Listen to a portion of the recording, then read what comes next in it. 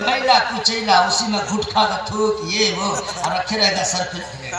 आओ बैठो भाई, आए ना बैठे ना। सुन लो, ये सब गलती मत करना। और सबसे बड़ी वजह यह है कि इस पे आप लोग चाहे तो अमल करें। इससे भी बड़ी एक गलती है कि माँ बाप अपनी बेटियों को मोबाइल न दें। माँ बाप अपनी बेटियों के हाथ में वो मोबाइल, हाँ गोंगा मोबाइल दे दे, वो भी खतरा है। अब बोलता मोबाइल नहीं समझे, बोलता मोबाइल। गोंगा मोबाइल कौन है? नाबालिग बड़ा जो है जिसमें आउट गोइंग इनकमिंग, बाकी कुछ नहीं है। आई बोलता मोबाइल जो है सब चीज बोलती बंद कर दिया। टच स्क्रीन, एंड्रॉइड वाला, ढिकान वाला, चिलान वाला। अगर माँ बाप ने इस पे कंट्रोल कर लिया अपनी बेटी को। अच्छा घर का माहौल देखिए क्या क्या है, आप लोग के घर का, हम लोग के घर का। अगर लड़की को मोबाइल नहीं दिया, घर में ही लड़की रहती है, अब कहीं रिंगटोन बजने लगा, फोन आया तो माँ किचन में बोलेगी रुखसाना उठा तो कौन है। ये बर्बादी की दावत है, ये बर्बादी की दावत है। रुखसाना उठा लो तो उठाया, फुफ्फा रहा तो सलाम करा, फुफ्फा है। अच्छा खालू अम्मा, खालू है, अम्मा अब्बा है। और अगर डब्बा निकला, हंसो मत मेरे भाई, हंसो मत। अरे जैसे तैसे रॉन्ग नंबर ही लग गया, पूछ लिया तुम कौन हो, मैं कौन हूँ, लड़की की आवाज सुना, कमीनों के मुंह में पानी आ गया, नंबर नोट कर लिया। अब आए दिन उस नंबर पे कांटेक्ट करता रहेगा। शैतान तबाही के उस दहलीज पे ले जाके लड़की को रख देगा कि फिर वो दिन आ जाएगा कि वो लड़की निकलेगी मोहब्बत में पागल होकर के। अरे तुम मुसलमान हो, तुझे मालूम नहीं है ईमान वाले का निकाह ईमान वाली से होगा और ईमान वाली का निकाह ईमान वाले से होगा। बेईमान से नहीं लगता है तो तुम कैसे अपने आप को अनजान आदमी को किसी के हवाले कर दिया। जो लड़की इस तरफ भागती है याद रखना, अरे तुझे क्या मालूम है जो सब्ज बाल दिखला रहा है वो बम्बई के मंडी में ले जाकर के तेरा सौदा भी कर लेगा। वो किसी बाजार में तवाइफ खाने में जाके तेरा सौदा भी कर देगा। अरे ऐसा काम क्यों करती हो? अरे तुम ऐसा काम करो कि तुम यहाँ भी कामयाब रहो वहां भी कामयाब। अच्छा ये तो लड़की सबका मामला हुआ। अब आइए, अब माँ बाप के मशवरे से भी शादियां होती है।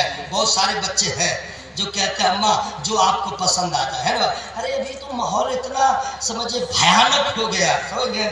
हम लोग की शादी हुई थी उस वक्त का जो बात है 50 साल पहले हुई थी, ऐसा नहीं है इतना बहुत पहले नहीं, तो 25 साल 30 साल पहले जो शादियां होती थी, तो मैं अपने इलाके की बात बता रहा हूँ। लड़का लड़की को कोई देखता भी नहीं था। बाप गया बहू को देखा, उधर से आया बेटी वाला दामाद को देखा, क्योंकि मोबाइल हो तो कुछ भी नहीं है, पसंद कर लिया। हाँ भाई शादी हो गई, दूल्हा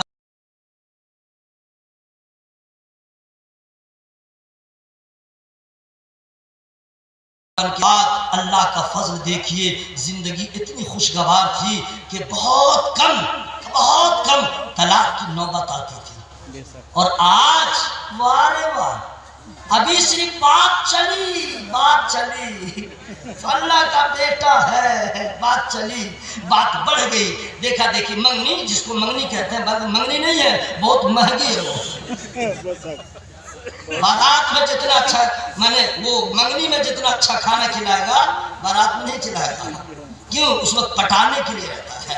इतना हेवी दस्तरखान लगाओ कि एक दूसरे को तैयार हो जाए। चलो बात हो गई, हाँ इससे रिश्ता लग गया है, ठीक है। अब देखिए कांटेक्ट नंबर मिल गया, हेलो हाय शुरू।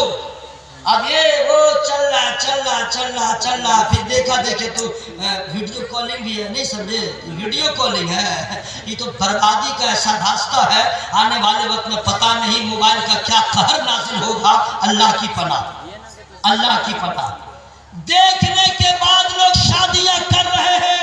अब उसमें आइए, बारात तारीख तय हो गई, बोला ठीक है बारात आएगी, हाँ ठीक है आ रहा है डीजे।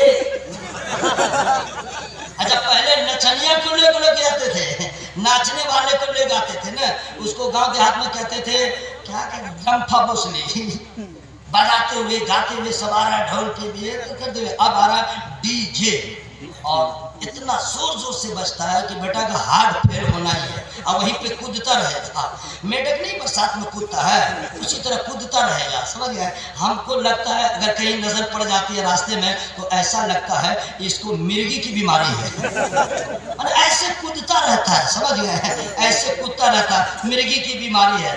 डीजे हजरात, अच्छा अगर डीजे, कुछ लोग ऐसे हैं जो फरमाइश करते हैं डीजे लाओ, और कुछ लड़का वाला नहीं हम लेके आएंगे।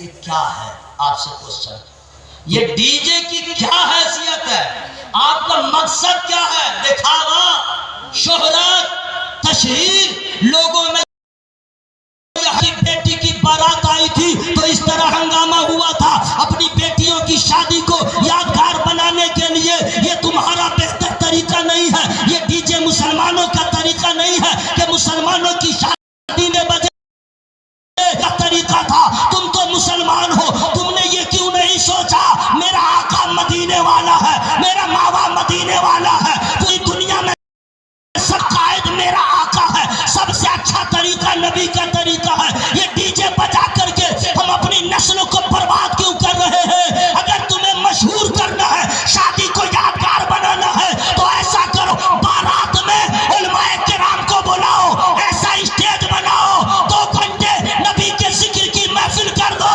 ताकि जिंदगी का आगाज हो तो नबी के नाम, जिंदगी का खात्मा हो तो नबी के नाम। क्या ख्याल है, डीजे बजाइएगा, डीजे बजाइएगा, सच्ची बोलिएगा, डीजे बजाइएगा। अगर कोई कह दे अरे यार मौलाना लोग का काम है यही सब बोलना, बजाओ ना, जो होगा देखा जाएगा, ये भी कहता है जो होगा देखा जाएगा। मौलाना सब बोले हैं ना, चलो ना बजा लो ना, जो होगा देखा जाएगा। खाक देख सकोगे, वइज़ल क़ुबूर बु'थिरत अलिमत नफ्सुम मा क़द्दमत व अख़रत या अय्युहल इंसानु मा ग़र्रक बिरब्बिकल करीम। कुरान की आयत है, कहते जो होगा देखा जाएगा। सुनो, जब कब्रें कुरेदी जाए तो हर जान जान लेगी आगे क्या छोड़ा, पीछे क्या छोड़ा, आगे क्या भेजा। ऐ इंसान, तुझे किस चीज ने करम वाले रब से फरेब में रखा, अभी समझ में नहीं आ रहा है। हमने क्या खोया, हमने क्या पाया। बलियावी साहब गांव गांव जा रहे हैं, उलमाए किराम की टीम लेकर के, आपको समझ में नहीं आ रहा है। अरे ये दर्द है, हमें तो अपनी खबर नहीं है। अरे आपने सुना नबी करीम रातों को सोते हैं, दुनिया रातों को जागते हैं, दुनिया सोती है, दुनिया सोती है, नबी रातों को रोते हैं। अरे नबी को कायनात की फिक्र है, नबी को अपनी उम्मत की फिक्र है। आप पैदा न हुए थे, आपकी फिक्र नबी को रुला रही है। उसी नबी के गुलामों पे अल्लाह का फजल हो गया है। अल्लामा बलियावी साहब हो, हुजूर अमीन शरीयत हो, या उलमा अहले सुन्नत हो, या आला हज़रत मसलक के सिपाही को आपका दर्द है, ये जानते हैं आने वाले वक्त में हाल का क्या होगा। तो ये उलमाए किराम इस दर्द को लेके जा रहे हैं। मौला कदम बढ़ाना मेरा काम है और लोगों को हिदायत देना तेरा काम है।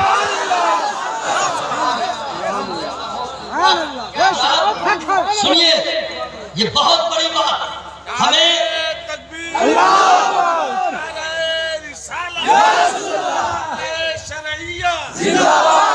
हजरत सुनिए, हमें ये फिक्र नहीं है क्या खोया क्या पाया, नहीं है खबर। सुन लीजिए, जींस उतरेगा, ये जुब्बा उतरेगा, अब बगैर जेब वाला कपड़ा पहनिएगा, उसमें पैकेट नहीं है, नो पॉकेट। आज स्पेलिंग नहीं करूंगा, कोई जेब नहीं है, कहां लेके जाओगे, कैसे लेके जाओगे। तो छोड़ दिया, भेजा क्या, आगे भेजा क्या, अभी गए नहीं है, भेजा क्या। दिल्ली मुंबई जाते हैं तो जाते ही जितनी खबर जाएगी घर से, हाँ ऐसा कीजिएगा, उसका कर्जा था दे दिया, पैसा नहीं है, अच्छा ठीक है, हाँ बाबू की स्कूल फीस दे दिए, पैसा नहीं है, जब बोलो पैसा भेजो, जब भेजो पैसा भेजो। और आपका मकसद यही रहता है, यहाँ तक कि 6 महीना रहने के बाद आपने जितना कमाया सब भेजते गए। अगर आपने नहीं भेजा, कमा कमा के खाते रहे, गुटखा खो, ये नौजवान एक का भी फेफड़ा ठीक नहीं है। जो इतने लोग गुटखा खाते हैं, समझ गए क्या है जो नहीं करते हैं।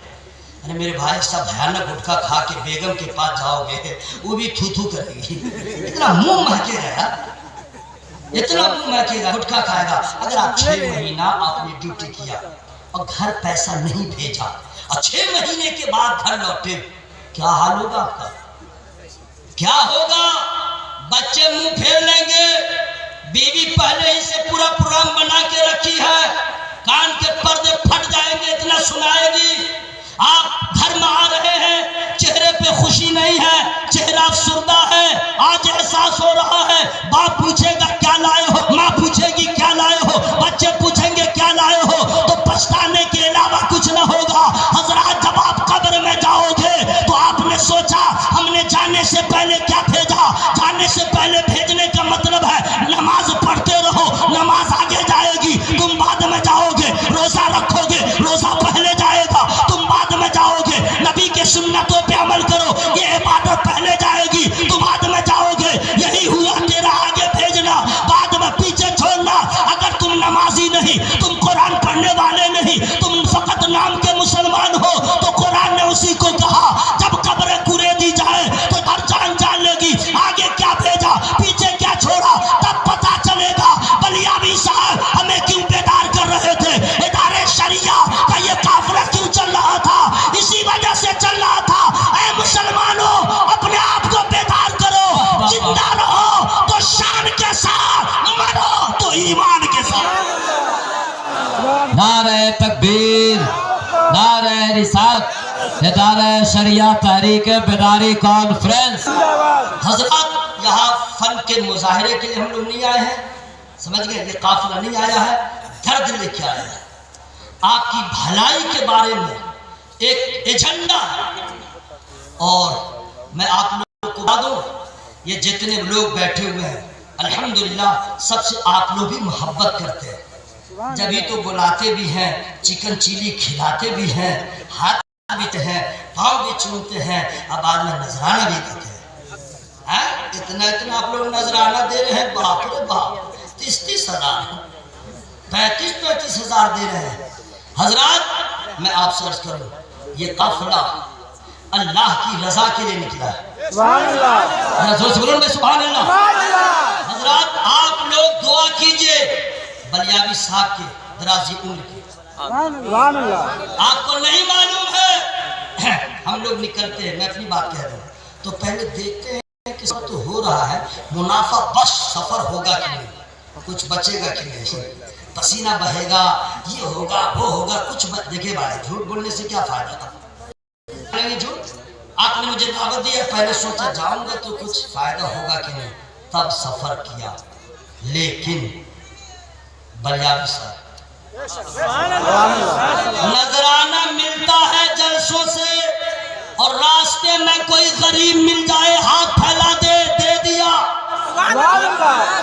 सुभान अल्लाह। ऐसा आलिम आपको अहले सुन्नत वल जमात में नहीं मिलेगा, जो कभी अपने ज़मीर का सौदा नहीं किया, कभी अपने मकान के बारे में नहीं सोचा।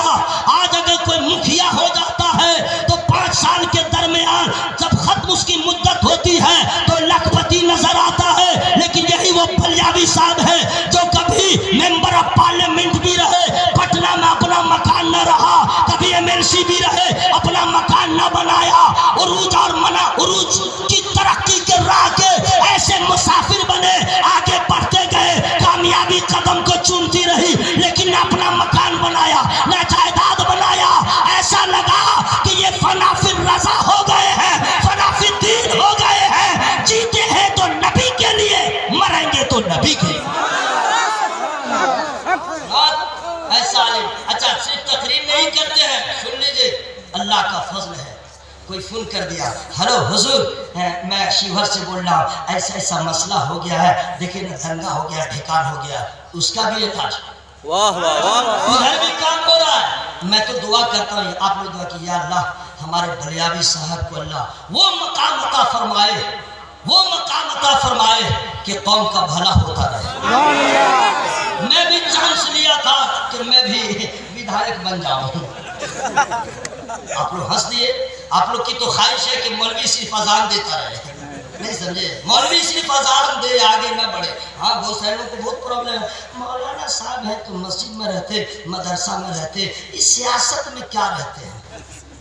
कुछ लोग का मिजाज है, अरे पगलो, तुम्हें मालूम है कानून बनता है पार्लियामेंट में, बहस होती है विधानसभा में, तुम पूरे शिवहर के लोग मिलकर के रास्ता जाम कर दोगे, कभी कानून नहीं बनेगा। कहाँ बनता है? विधानसभा हो, राज्यसभा हो, मेंबर ऑफ पार्लियामेंट में बनता है। तो वहाँ कौन रहता है? तमाम मेंबरान रहते हैं, वहाँ पे बहस होती है, अक्सरियत होती है, कानून पास होता है। तो क्यों फिक्र में बुलंदी नहीं लाते हो कि हम वार्ड मेंबर या सड़कों पे आवाज ना बुलंद करें? हम अपना हक चाहते हैं कि जैसे और कौम का हक है मुझे भी मिले, तो एक बलियावी नहीं, 20 बलियावी हमारा पार्लियामेंट में हो ताकि आवाज बुलंद करे, और उसका जितना हक है मुझे भी अपना हक मिलता है।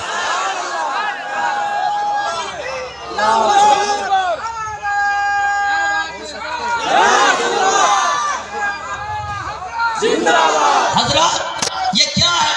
ये क्या है? इदारे शरिया तहरीक बेदारी कॉन्फ्रेंस, इदारे शरिया तहरीक बेदारी कॉन्फ्रेंस। हजरत, ये क्या है? हमारे बलियावी साहब की गाड़ी आगे चल रही है, कलेजा 36 इंच का तो नहीं कहूंगा ना, कभी नहीं कहूंगा ना हजरत। मेरा जैसा सीना है 36 इंच वाले का कहाँ हो सकता है? सवाल ही नहीं है। और आप लोग भी कम थोड़े हैं, आप लोग भी उसी 36 में फंसे हुए हैं। 36 का आंकड़ा बड़ा खराब, लोग उसी में फंसे हुए हैं। हुजूर, ये लोग इतने एहसास कमतरी के शिकार हो गए हैं कि अपने आप को जर्रा से भी कमतर समझते हैं। कोई ऐसे पिल्लू, जानते हैं पिल्लू? पुल्लू, एक पुल्लू आप अपने आप को समझ रहे हैं, पिल्लू पिल्लू नहीं समझे, अपने आप को समझ रहे हैं ना। हम लोग का क्या है, वो एक वोट है, हम दे देंगे, पर हम लोग के कहने से कुछ होने वाला है नहीं है। हुकूमत उसकी है, ढेकान है, चिलान है, हम लोग तो गए काम से। मतलब बोला हमसे तो अच्छा अंबानी का जो ड्राइवर है, 90,000 रुपया उसकी तनख्वाह है। अरे बाप रे बाप, हमसे क्या, हम लोग की हैसियत, हमसे तो अच्छा है कि मुकेश अंबानी की बीवी जो चाय पीती है वो कप का दाम है 50,000। हम लोग की क्या हैसियत है? हम लोग कुछ नहीं है, यही है ना? नहीं दोस्त, अल्लाह की कसम, अल्लाह की कसम बोल रहा हूं, हुजूर अमीन शरीयत तमाम उलमा की मौजूदगी में एहसास कमतरी से बाहर आ जाओ, अपने आप को इतना हकीर न समझो। अरे उसके सामने हम क्या है ये कहो, मेरे सामने वो क्या है? ठीक है, उसके पास हुकूमत है, इख्तिदार है, सारी चीजें हैं, लेकिन याद रखना हकीकत ये है, निसार अहमद रज़वी कहता है, नबी के गुलामों के पाँव में जो जूता है उसमें जो जर्रे लगे हैं उस जर्रे के बराबर भी ये हुक्मरान नहीं है। वजह ये है इसके पास कानूनी दौलत है, मेरे पास ईमान की दौलत।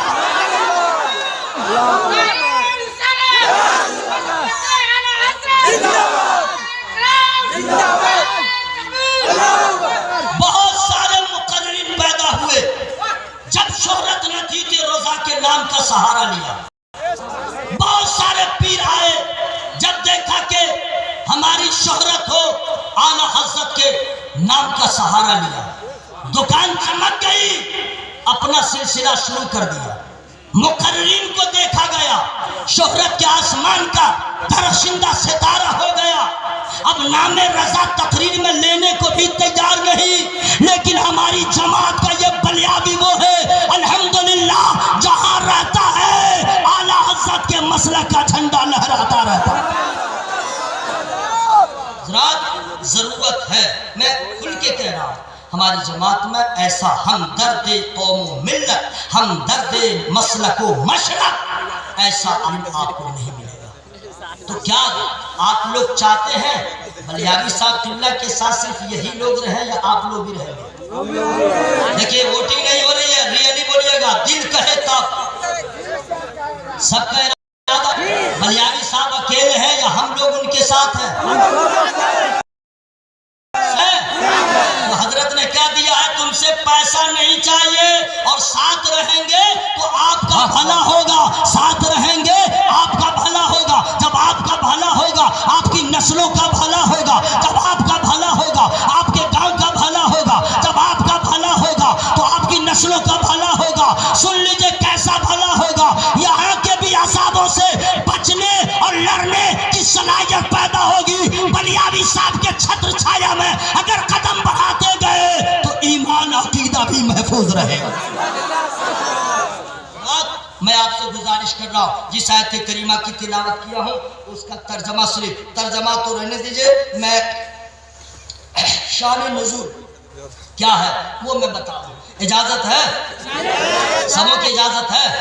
अच्छा, तो मैंने उससे आप तो बात ही नहीं करवाया। तो कितने लोग हैं जो डीजे बजाएंगे अपनी अपनी शादियों में? नहीं ना? अगर नहीं है बोलिए, आवाज खोल के बोलिए, हजरत ये काम मैं नहीं करूंगा, नहीं करूंगा। देखिए मुझको नहीं, मेरी कोई हैसियत नहीं है। हुजूर अमीन शरीयत मौजूद है, बुजुर्ग यादगार अस्लाफ, बुजुर्गों की यादगार, बिहार के रहते हुए भी जहां गए बिहार का नाम रोशन किया। हुजूर अमीन शरीयत, अल्लाह ताला हज़रत को उम्र में बरकत अता फरमाए। मैं चाहूंगा कि जो लोग ये इरादा कर चुके हैं कि मैं नबी का गुलाम हूं, शादियों में वो काम न करूंगा जो हमारे इम्तियाज खत्म हो जाए। मैं तौबा करता हूं, न डीजे अपने शादी में बजने दूंगा, न अपने भाई के शादी में बजने दूंगा। अल्लाह की कसम, ये इरादा आज आप करेंगे, सवाब अभी मिलेगा और अभी से मिलेगा। नहीं मालूम है तो मैं बता दूं, लेकिन फ्री में नहीं बताऊंगा। सुभान अल्लाह कहिएगा। आवाज खोल लीजिए, अगर कोई प्रॉब्लम नहीं है तो आवाज खोलिए, जो होगा देखा जाएगा। मुझे जो इतनी गर्मी लग रही है, क्या गर्मी का मौसम है क्या? और अंदर भी कुछ नहीं पहना हूं, समझ गए? बस हजरत ही ऊपर है, फिर भी पसीना बह रहा। क्यों? मैं बोल रहा हूँ, गर्मी लग रही है, आप भी बोलिए, गर्मी लगेगी। पूरा मजमा हवा में हाथों को लहरा के या रसूल अल्लाह, और सोच बोलिए या रसूल अल्लाह। हजरत सरकार फरमाते हैं, मेरे नबी, किसी ने इरादा किया कि मैं कल से नेक काम करूंगा, ठीक है, अभी वो काम किया नहीं, इरादा अभी किया, अभी से सवाब शुरू। अगर किसी ने कहा कल मैं सिनेमा देखूंगा, बुरा इरादा किया, प्रोग्राम पहले न बनाता है, पहले प्रोग्राम बनाता है, ये करूंगा वो करूंगा, ये टाइमिंग वो टाइमिंग, ढेकान चिरान ये वो। अच्छा, आप लोग कभी भोर में सफर किए? भोर में कभी तो करते होंगे। अम्मा ने कहा बाबू अलार्म लगा लो, अलार्म लगा लो, आपने लगा लिया, ठीक 4:20 का लगाया, मोबाइल बजने लगा, जल्दी जल्दी उठे, पानी पे मुंह मारा।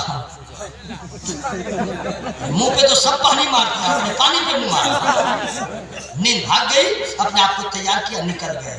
ऐसा होता, इमरजेंसी में ऐसा करते नहीं बात। लेकिन दोस्तों, ये अलार्म की आवाज पे उठ के दुनिया का अपना काम करना तो ये आम बात है कोई नबी का गुलाम जिसकी आंख न खुले, नींद आ जाए और फजर की अजान हो, इस नीयत से अलार्म लगा ले कि मौला ये आवाज बुलंद हो, अलार्म बजे ताकि मैं उठ जाऊं, फजर की नमाज में अदा कर लूं। ऐसा कोई नहीं ना, है ही नहीं, है ही नहीं। सुनिए, कितने लोग हैं जो चाहते हैं और इरादा करते हैं इंशाअल्लाह अब मैं डीजे नहीं बजाऊंगा। हाथ उठा लीजिए, हाथ उठा लीजिए। या अल्लाह, ये सारे तेरे बंदों ने उलमा की मौजूदगी में वादा किया है, मौला सबको हिदायत अता फरमा। देखिए मैं साफ साफ बता दूं, डीजे उजे नहीं बजाइएगा, क्या कीजिएगा? सच है मेरे दोस्त, आप लोग माशाअल्लाह आप लोग हीरो लग रहे हैं, आप लोगों ने इरादा किया, शर्माइए नहीं, आप मेरे भाई है, मैं आपका भाई हूँ, मुझ में कोई खराबी होगी आप बताइए, आप में खराबी होगी मैं बता दूंगा, मैं जलील रुस्वा नहीं करता हूँ, आप हमारे भाई हैं मेरे भाई। और आप जैसे लोग इंशाअल्लाह अगर इस पे अमल कर लिए तो इससे बड़ा फायदा ये होगा कि आपके ताबे जो लोग होंगे आपको देख करके और भी लोग इंशाअल्लाह तौबा करते हुए नजर आएंगे। हाँ, अगर अगर शादी में आपको चाहिए तो सबसे पहले ये कीजिए, अल्लाह उसके रसूल के नाम से ये सब काम किया कीजिए। हम मुसलमान हैं, वही काम करें जिस काम के लिए आला हजरत ने हमेशा दुआ किया, काम वो ले लीजिए तुमको जो राजी करे, ठीक हो नामे रजा तुम पे करोड़ों। अच्छा चलो भाई, अब तो शादी हो गई, तारीख तय हो गई, अब डीजे उजे आप नहीं बजाएगा इंशाल्लाह। अगर ऑल फॉल बजाए तो याद रखिएगा आपकी बीवी जिंदगी भर आपको बजाएगी, और इतना बजाएगी ना कि डोरी एक्ट का जो दफा है ना 498 वो भी लगा देगी। और लगाएगी क्या, समझे बहुत कुछ कर सकती है, इसलिए कि आपने शुरू में ही बजाया है डीजे, अब जिंदगी भर बजाएगी, जिंदगी भर बजाएगी।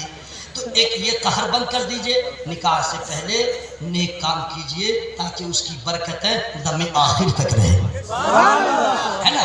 तो ये तो आपने किया, लड़का के अब्बा हजरात पैसा पैसा बोला अरे ठीक है, लड़का लड़की तो ठीक ठाक है, माहौल जानते ही हैं। हाँ तो क्या कहना चाह रहे, खुल के बोलिए। अब इतना बड़ा चुट्टा डाकू है कि बोलता ही नहीं है, माहौल है ऐसा, जानते ही हैं। अगर मांगे लोग देते हैं, अगर मांगे मैंने मांग भी रहा, इनकार भी कर रहा, तो वहां पे कुछ दलाल लोग रहते हैं, दलाल, उसको दलाल कहते हैं, जो बेटा रोटी और बूटी के चक्कर में जाके हाँ मिलाता रहता है। अब वही पे काम करेगा। हाँ भाई साहब ठीक बोल रहे हैं, हाँ भाई साहब तो ठीक बोल रहे हो, दलाल आया है खाने के चक्कर में, सिखा देता है कि ऐसा करोगे, हम बोलेंगे ऐसे, तुम बोलोगे ऐसे। नादान सुन लो, आज तुम्हें इतनी बदनामी का डर हो रहा है, चंद अफराद के सामने शर्मा रही है। याद करो वो दिन जब अव्वलीन व आखिरीन हश्र के मैदान में जमा होंगे और रब्बे कदीर तुझसे सवाल करेगा।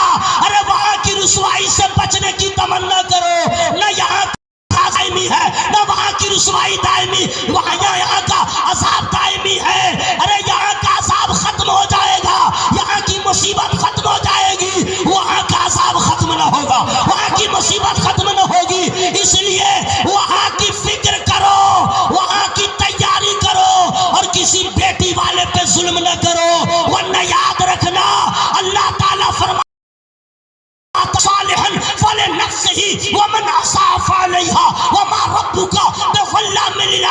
जो नेकी करे अपने भले को, जो बुराई करे अपने बुरे को, तुम्हारा रब बंदों पे जुल्म नहीं फरमाता। ये जो जुल्म हो रहा है इसके जिम्मेदार तुम हो, ये जुल्म के शिकार हो रहे हो इसके जिम्मेदार तुम हो। वमा असाबकुम मिन मुसीबतिन फबिमा कसबत अयदीकुम व याफू अन कसीर, ये मुसीबतें जो है तुम्हारे हाथों की कमाइयां है। अल्लाह ताला तो बहुतों को माफ कर देता है, कहते हो ऐसा हुआ वैसा हुआ, नहीं, ये मुसीबतें तुम्हारे हाथों की कमाई है। ये कुरान कहता है मुसीबतें आती क्यों है, उसकी एक ही वजह है, तरीके मुस्तफा को छोड़ना है, वजह बर्बादी उसी से कौम दुनिया में हुई बेइख्तियार। जिएगा है मुसलमान, और तरीका गैरों का है मुसलमान, और लहजा गैरों का। हल्दी मिर्चाई लगाते हैं शादी में, पैसा मांगते हैं। दोस्तों हाँ, कभी भी किसी बेटी वाले को रोने पे मजबूर न कीजिए, कभी बेटी वाले पे जुल्म न कीजिए। किसी के देने से जबरदस्ती आप कामयाब नहीं हो सकते। मसला क्यों नहीं पूछते मुफ्ती हसन साहब से कि हमने जबर करके उससे 2 लाख 3 लाख लिया, अपाची लिया, मोटरसाइकिल लिया, ये जायज है कि ना जायज? जमीर इस कदर मर गया, हराम हलाल की तमीज खत्म हो गई। लोग अब गुनाह को गुनाह भी सोचने पे अपने आप को आमादा नहीं करते हैं। कहते मौलवी की तकरीर है, मौलाना लोग का काम है ये करना। नहीं दोस्त, ये उलमाए किराम आए हैं आपके दर्द की दवा लेकर। जरा जोर से बोलो ना सुभान अल्लाह। हजरात तौबा करके उठिएगा कि आज के बाद अल्लाह ने औलाद दिया है तो हम वो काम नहीं करेंगे जिससे आमना का लाल नाराज हो जाए, जिससे अल्लाह मुझसे नाराज हो जाए। आप जानते हैं क्या आपका दिल इतना पत्थर हो गया, आपके दरवाजे पे कोई सवाली आता है, चंद पैसे मांगता है, आपको रहम आ जाता, दे देते हैं। अगर वो कह दे मुझे भूख लगी है, खाना चाहिए, तो आप पैसे देने से पहले इसके लिए तैयार होते हैं। घर वाले को कहते हैं इसे खाना खिला दो, जब खाना वो खा लेता है तो आपको फरहत हासिल होती है। अल्लाह तेरा शुक्र है किसी ने मेरे घर खाना खा लिया। सच बोल रहा हूं। तो ये क्यों नहीं सोचते अगर कोई आदमी भूखा है और अपने भूख की शिकायत करे, तुम्हारे घर में मुर्गन ग़िज़ा हो और उस भिखारी को डांट के फिटकार के भगा दो, वो रोते हुए जाएगा, तुम्हारे दिल पे क्या असर होगा? वो रोते हुए जाएगा, तुम्हारे दिल पे कुछ असर क्या होगा? अगर आप तो सोचो, एक भीख मांगने वाला रोया, तुझे इतना एहसास हुआ? कभी तो ये सोचो कोई बेटी वाला गरीब है, गरीब आदमी खुद से नहीं होता, अल्लाह जिसे चाहता अमीर बनाता है, अल्लाह जिसे चाहता गरीब बनाता है। अरे अगर गरीब की बेटी की शादी में अगर तुम आसानियां पैदा नहीं कर सकते हो तो सख्ती क्यों पैदा कर रहे हो? रोने पे मजबूर क्यों कर रहे हो? लड़कियों को खुदकुशी करने पे मजबूर क्यों कर रहे हो? जाके कभी अपनी जवान बहन से पूछना, जब कोई रिश्ता लेके आता है और इनकार कर देता है, उस बेटी के दिल पे क्या गुजरती है? तुम्हारे बहन के दिल पे वो सोचती है मौला तूने मुझे जैसा चाहा वैसा बनाया, क्या कमी थी? लोग मुझे इनकार कर रहे हैं, लोग मुझे इग्नोर कर रहे हैं, और फिर उस मकाम पे पहुंच जाती है कि खुदकुशी करने पे तैयार हो जाती है। बताओ इस जुर्म का जिम्मेदार कौन है? कब तक अपनी बेटियों को मारते रहोगे? कब तक गरीबों को रुलाते रहोगे? अरे आमना का लाल तो वो है जो दूसरों को हंसाता है, खुद रोता है और अपनी उम्मत की फिक्र में ऐसा रोता है, यहाँ रोया तो रोया, हश्र का मैदान होगा, पेश हक मुस्ता शफाअत का सुनाते जाएंगे, आप रोते जाएंगे, हमको हंसाते जाएंगे।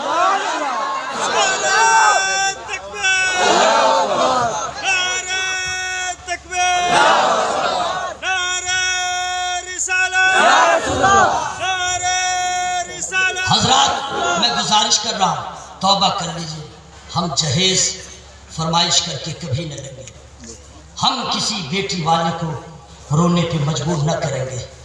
इतना ही सोच लीजिए कि सबसे सच्चा हमारा नबी आला हज़रत ने फरमाया ना, सारे सच्चों में सच्चा समझिए जिसे, उस सच्चों से सच्चा, उस सच्चों से अच्छा।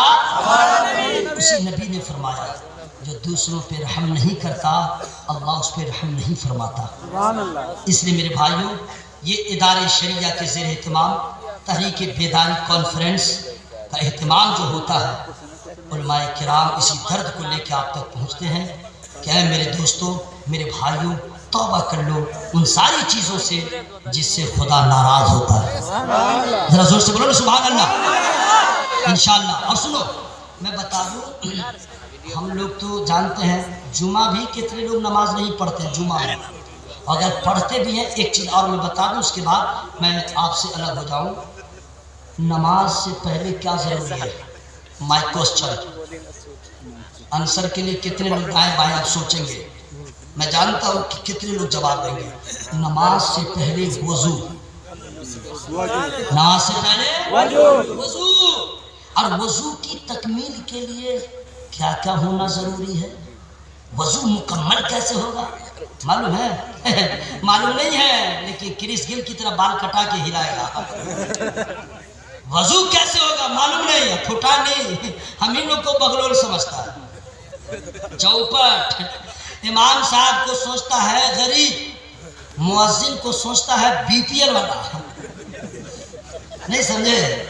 और उससे जरा सा नीचे जो है समझे, उसको समझता अति पिछड़ा, कोई गिनती ही नहीं मोहल्ले की ना, कुछ नहीं। और ये इसका हाल ये है कि ये भी नहीं मालूम है वजू मुकम्मल कैसे होगा। ये तहरीक बेदारी कॉन्फ्रेंस के स्टेज से मैं बता रहा हूँ, इंशाल्लाह याद रखिएगा। फर्ज सबसे पहले फर्ज, अगर फर्ज में कमी रह गई वजू नहीं होगा। कितने फराइज है वजू में? कितने हैं? जवान हो गए, किसी के लवर हो गए, किसी के हस्बैंड हो गए, अभी तक ये भी नहीं मालूम है। यही सब मालूमात कराने के लिए ये उलमा आप तक आए। 3 फराइज है गुस्ल में, वजू में 4, वजू में, अरे मुंह खोल खोल, वजू में 4 और गुस्ल में 3। फिर साल या कभी करवाइएगा तो हम बता देंगे। लेकिन पहला फर्ज जो है गुस्ल में, गुस्ली से मैं शुरू हो जाता हूँ। पहला फर्ज है कुल्ली करना। क्या है? मुकुल्ली। क्या है? और दूसरा फर्ज क्या है? नाक में पानी डालना है ना। और तीसरा पूरे बदन पे पानी बहाना, सर के बाल से लेके पाँव के नाखून तक। ठीक है, कुल्ली कहते हैं किसको? आइए, मौलवी साहब को पिछड़ा समझते हैं, आइए जरा जवाब दीजिए। हाँ, चौपट ही समझते हैं। कोई कोई तो कहता मौलवी, मौलवी, कोई कोई कहता मौली साहब, मौली साहब। अगर उसको मारूफ कर दे तो मूली साहब। ये मामला यार, अरे हजरत बोल के पुकारो, इज्जत से आओ। कुल्ली कहते हैं किसको? मैं बताऊंगा, फ्री में नहीं बताऊंगा। कहाँ है, कहाँ है? फ्री में नहीं बताऊंगा। कुल्ली का मतलब है बाएं हाथ में पानी लीजिए भर के चुल्लू से, मुंह खोलिए, पूरा पानी मुंह में डालिए, मुंह बंद कीजिए और जबान को हिलाते रहिए। मुंह के गोशे गोशे में पानी को पहुंचाते रहिए। दो दांतों के दरमियान खला है, बूटी घुस जाती है, या कुछ खाते हैं बूटी ज्यादा घुसती है, उसका रेशा घुसता है ना। अगर कुछ घुस गया है तो खिलाल से पहले उसको बाहर कर लीजिएगा। ठीक है, और यकीन हो जाए एक बार नहीं 2 मरतबा कि मुंह के कोने कोने में पानी पहुंच गया, इत्मीनान हो जाए तो एक फर्ज अदा हो गया। लेकिन आपकी कुल्ली कैसी रहती है? गर्मी की कुल्ली अलग, जाड़े की कुल्ली अलग। अरे मैं मस्जिद में देखता हूँ ना भाई, यही सब देखने नहीं जाता हूँ, लेकिन कभी कभी नजर पड़ती है। क्या करेगा गर्मी में? हंसिया में जमात हो रही है, तकबीर उला फौत हो जाए कोई बात नहीं, मई जून का महीना है। जाड़ा में बाप रे बाप, जहाँ गीजर नहीं है और टंकी का पानी बिल्कुल बर्फ बना हुआ है, तो क्या करेगा जानते हैं? पानी लेगा और मुंह में डालेगा नहीं, इतना ठंडा है। हंसते क्या है जनाब? इतना ठंडा है, इतना ठंडा, मुंह में रखे फेंक दिया। कहाँ अंदर? नाक में पानी। झूठा। बाएं हाथ में लेगा और ऐसे उठाएगा, पानी गिर गया, हाथ से डाल लिया। जी मामला। अरे नाक में पानी डालने का मतलब है बाएं हाथ को चुल्लू बनाओ, हथेली को पानी भर लो, नाक के पास ले जाओ और सांस के जरिए धीरे धीरे पानी को ऊपर टानो। जोर से मत टानिएगा, दिमाग में पानी जाएगा, मेरे ऊपर आफत आ जाएगी। हल्के हल्के मालूम हो जाए कि नाक की हड्डी तक पानी पहुंच चुका है, नर्व हड्डी तक। देख रहे ये हड्डी है, समझ जाइए पहुंच चुका है पानी, समझिए हो गया। उसके बाद क्या कीजिएगा? अंगूठा मत घुसाइएगा नाक में। कितने लोग अंगूठा ही घुसा लेते हैं। छेंगुलिया उंगली, जो सबसे छोटी उंगली है, नहीं समझे, उसको नाक में डालिएगा और देखिएगा कचरा कहाँ कहाँ है, उसको साफ करके निकालिएगा। अगर कचरा जमा रह गया और पानी उसके नीचे नहीं पहुंचा, आपका गुस्ल नहीं हुआ, आपका गुस्ल हुआ ही नहीं, क्लियर चाहिए। ओके, ये हो गया 2। अब आइए 3, पानी बदन पे बहाना। सब लोग नहाते हैं। हजरत कुछ लोग सोचते हैं कि लाइफ बुआ साबुन नहीं लगाया पाक नहीं हुआ। अभी नया नया साबुन चला फुटाने वाला, डॉग स्पेलिंग मालूम है? DOV, डॉग साबुन, लक्स लगाओ पाक हो जाओ। और ये औरत देहातों में भी बीमारी चली है।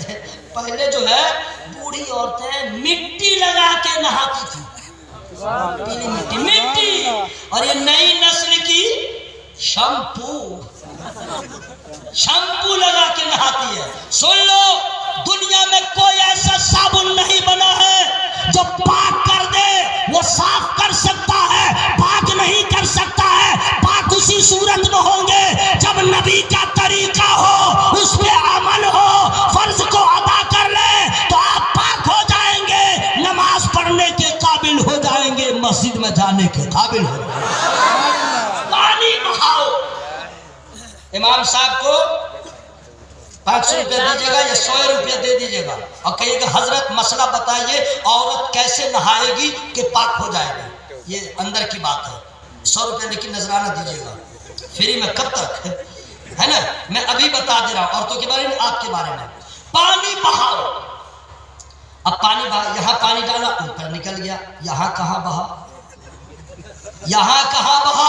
किसी का पेट निकला हुआ है तो नाक जो है, नाक तो अंदर है, पानी वहां बहा कैसे, क्या करना है? हर जगह तो बहा लिया, ये जो है इतनी खिड़की कार में देख रहे हैं इतना डिजाइन है, यहाँ पानी कैसे बहाया? उंगली घुसा लिया तो हो गया। मैं बता दूंगा, फ्री में नहीं बताऊंगा, मैं नहीं बताऊंगा। जोर से बोलिए। अगर आप नहा रहे हैं, हाथ को उठाइए, पानी यहाँ गिराइए ताकि बहता जाए। पेट निकला हुआ है, नाक के पास चमड़े को पकड़िए, नाक बाहर आएगा, पानी डालिए, चला जाएगा। अपने हाथ की हथेली में चुल्लू बना के पानी से भर लीजिए और कान को टेढ़ा करके उसमें डुबाइए, पानी पहुंच गया।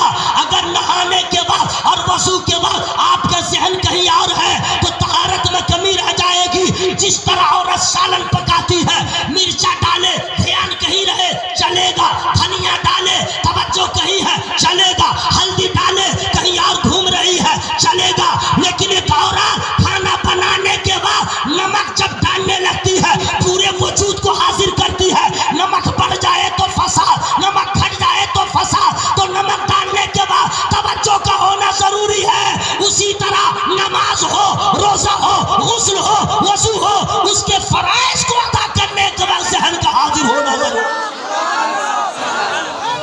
मैं दुआ करता हूं अल्लाह ताला इदारे शरिया के इस काफिले को कामयाब फरमाए और जो पैगामात आप तक पहुंच रहे हैं अल्लाह ताला उस पर अमल की तौफीक अता फरमाए। और यही कह के गुजरूंगा हजरात, मैं अल्लाह का फजल है हम वक्त तैयार रहता हूँ। वलियावी साहब किबला का जब हुक्म हो जाए, जहाँ हो जाए, इंशाअल्लाह हाजिर होने का जज्बा रखता हूँ। इसलिए कि जो काम मुझसे हो नहीं सकता हमारे अल्लामा बलियावी साहब से हो रहा है, अल्लामा बलियावी साहब से हो रहा है। और मेरी आवाज सोशल मीडिया के जरिए हो या आपके जरिए उलमाए किराम तक भी पहुंचे, मैं तमाम उलमा से गुजारिश करूंगा अब yes know that this why चू चिरा का सबक पढ़ना छोड़ दीजिए, बलियावी साहब के साथ हो जाइए। इंशाअल्लाह मसलक का भी काम होगा, मजहब का भी काम होगा।